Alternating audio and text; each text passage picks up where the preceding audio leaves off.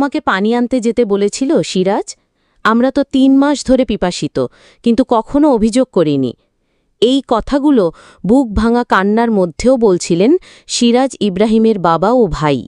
আজ সকালে গাজার নুসেইরাত শরণার্থী শিবিরে পানি সংগ্রহ করতে গিয়ে ইসরায়েলি বোমা হামলায় নিহত হয় ১০ বছর বয়সী শিশুটি।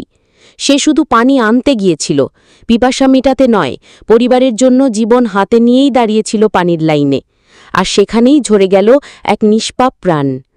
আজ এক বাবা তার সন্তানের নিথর দেহ ধরে বলছিলেন, ৩ মাস ধরে আমরা পানি পাই না, তবু কেউ কিছু বলিনি।